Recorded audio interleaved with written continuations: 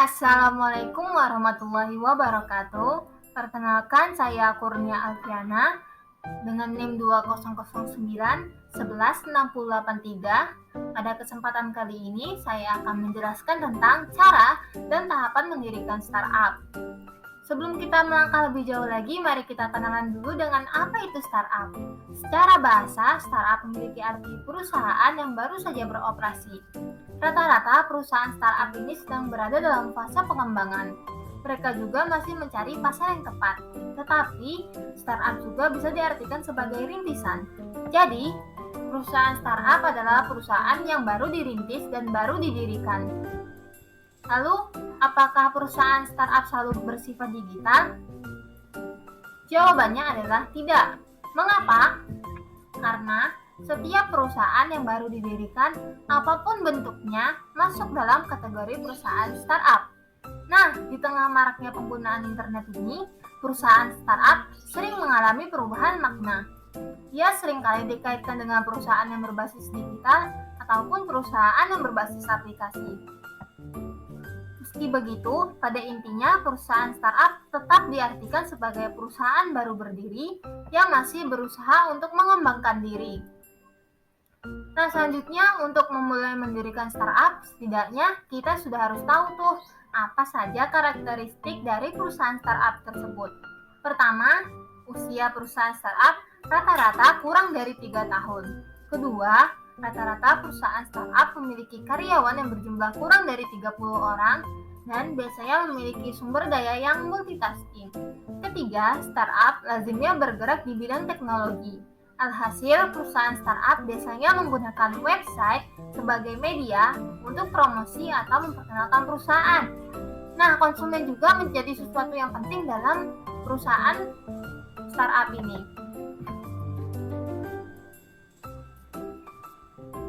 Nah, dari karakteristik ini bisa dilihat apa saja syarat yang menurut Backcraft perlu dibutuhkan untuk membuat startup. Di antaranya yaitu memiliki modal dan menentukan lokasi perusahaan.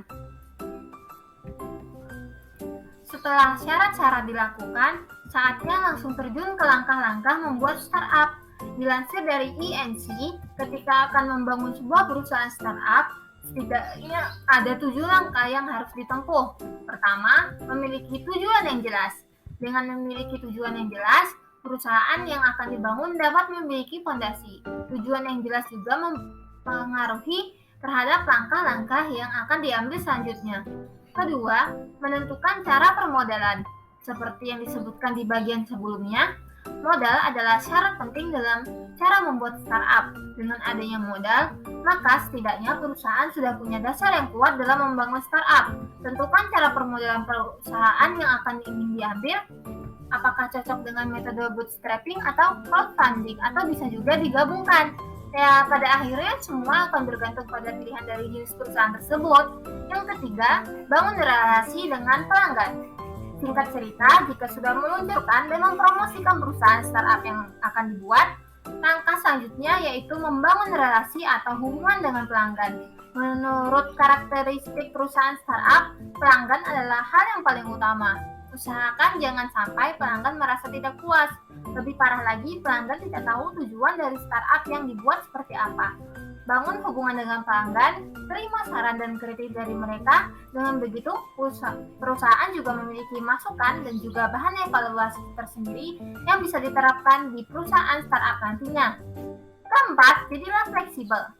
Fleksibilitas ini berkaitan dengan tujuan dari perusahaan dan juga saran yang diterima dari pelanggan. Tujuan perusahaan memang tidak boleh berubah, tapi juga jangan menjadi pendiri yang kaku dan tak mau menerima saran. Tapi jadilah fleksibel dalam meraih tujuan itu. Terima saran dan kritik sebagai bahan untuk mencari cara yang lebih baik dalam meraih tujuan perusahaan startup. Yang kelima, jangan pernah merasa nyaman. Kenyamanan berkaitan dengan pengembangan dari perusahaan startup itu sendiri. Ketika kamu merasa tidak nyaman, kamu akan selalu mencari cara untuk mengembangkan perusahaan startupmu. Jangan selalu terpaku pada kompetitor. Ingat, kalian punya tujuan perusahaan sendiri. Dan kembangkan perusahaan startup tersebut berdasarkan tujuan yang sudah dibuat. Intinya, selalu membuka ruang untuk improvisasi. Keenam, buat kultur yang positif. Terkadang, pekerjaan yang terus-menerus sama akan membuat beberapa karyawan terjebak dalam kejenuhan. Oleh karena itu, ciptakan suasana positif di perusahaan startupmu kelak, agar karyawan selalu berusaha memberikan yang terbaik. Sisihkan uang untuk tunjangan senang-senang atau rajinlah mengadakan acara kumpul-kumpul di perusahaan sebagai media diskusi dan media karyawan dalam menyampaikan keluh kesah. Aura positif akan berdampak baik bagi perusahaan startupmu nantinya.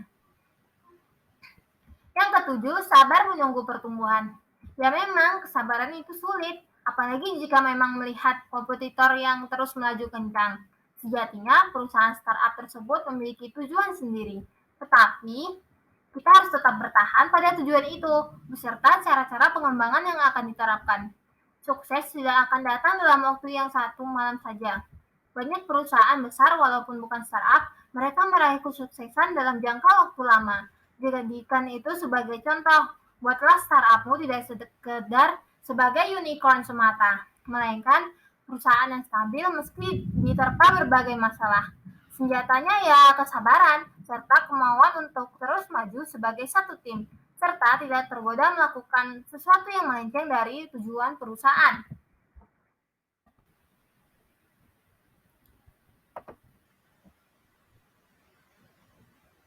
Nah, sampailah kita pada penghujung presentasi ini. Bagaimana? Apakah kalian tertarik membuat startup? Itu saja yang dapat saya sampaikan. Kurang lebihnya saya mohon maaf. Wassalamualaikum warahmatullahi wabarakatuh.